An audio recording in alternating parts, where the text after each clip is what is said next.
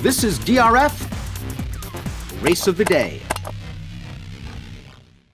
Hi everybody, Mike Beer here with Friday's DRF Race of the Day. We're going down to Belmont Park for the race of the day on Friday. The second race, we're going to do it early on the card. It's a maiden special weight event for 2-year-olds. They're going to sprint on the grass. A field of 8 horses entered, as you can see here. We'll get that entry card up there.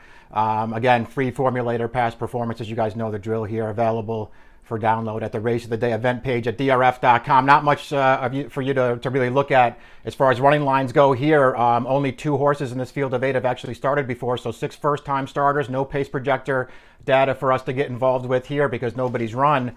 You know, mercifully for you guys, not much for me to babble on about here. I'll try to keep this short, get to my ridiculous pick at the end, and we'll move on.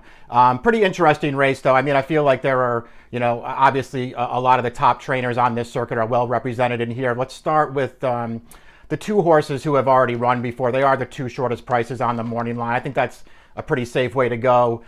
Generally speaking, as far as betting these 2-year-old races go, experience really counts in races like this and can be a big advantage over the first-time starters. The number 6 is Kadama for Christophe Clement and West Point. This filly already does have a start here at Belmont Park. She was going 5 furlongs that day. Listen, she ran fine in there. She actually took a lot of money in that race. Wound up being the second choice to the favored winner, Painters and Poets, who was a Wesley Ward first-time starter who wired the field. Kadama, you know, set a decent trip in that race, was a little bit green chasing that winner in the stretch, sort of drifted over towards the inside, flashing her tail a little bit. Only second best at the end of the day. She ran fine. It wasn't, you know, some kind of brilliant performance, I don't think, that had you necessarily waiting for her to run back, but the experience counts. She ran fine in that race, could certainly take a step forward in here. The other horse with experience, Wesley Ward has 2 in here, the 3 and the 4. I personally would prefer, as good as Wesley is with his first-time starters, and, you know, just to throw a stat out there for you as it concerns the number 4, with 2-year-old first-time starters in turf sprints in New York. He's great, obviously, at places like Keeneland and Churchill, but in New York, he's actually very good. 12 for his last 47, 26%. The ROI is $2.39. So these, you know, horses are paying about 2 to 1, not the short prices you tend to think of these horses going off at. That being said, I still think Pammy's Ready, the number 3, is probably the one that I would prefer of the 2, just because she has the race. She debuted at Keeneland in April, was never going to win that race. Her stablemate, Ruthin, who was really impressive, took all the money that day and won by 6 clear lengths in the stretch. Went right to the front. That race was really never in doubt. Pammy's Ready, off the pace. She wasn't really rushed by Johnny Velasquez that day. I think they knew that Ruthin was the better of the 2. They let that horse go to the front. This filly didn't really do that much running in there, but she was, you know, sort of racing on at the end. Just came up short of second and third when all was said and done. She ran fine, but again, not a performance that necessarily had you thinking that she was some kind of huge talent. So we'll see if either of these horses with experience are vulnerable.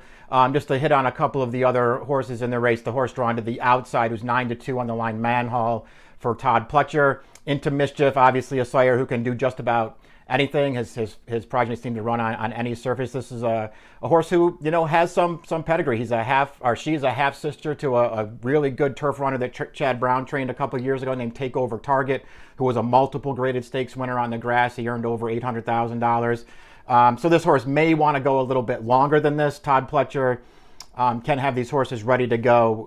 2-year-old first-time starters in turf sprints over the last 5 years. Very respectable, 12 for 50, 24%. The ROI comes in at just under $2.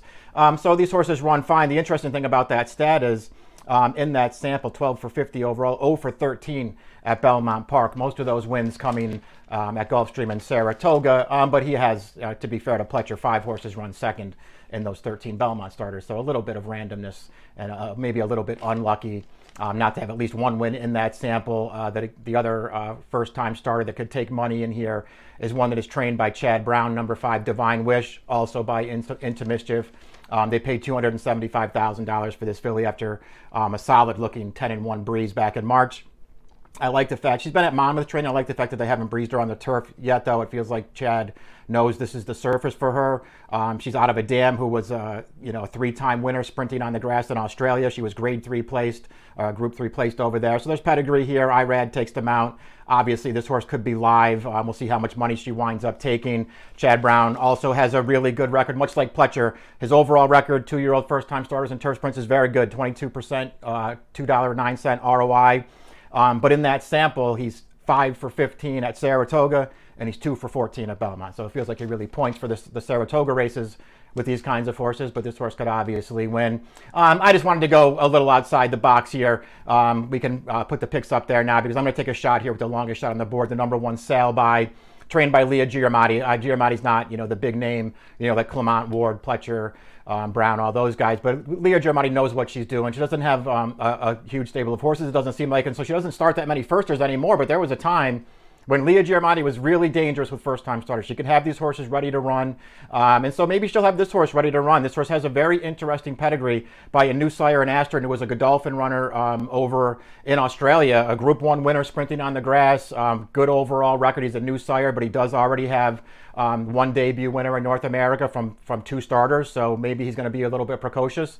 And this is the first foal from this damn Flyby, who was a debut winner on turf in her career, and she's also a sister to a horse named Gliding By, a 6-time turf winner who was also a debut winner on turf in his career. So this horse just kind of has like a win early pedigree, a turf pedigree. It's sort of a wide open race where you have to do a lot of guessing. And since I wasn't, sort of blown away or super interested in any of the others, I'll take a shot with a horse at a price who has some pedigree and goes for an underrated trader. I put Sail By on top, and I'm just going to take a small shot with the 1 in race number 2 at Belmont Park. It's Friday's DRF race of the day, the approximate post time 1:31 Eastern time. Good luck.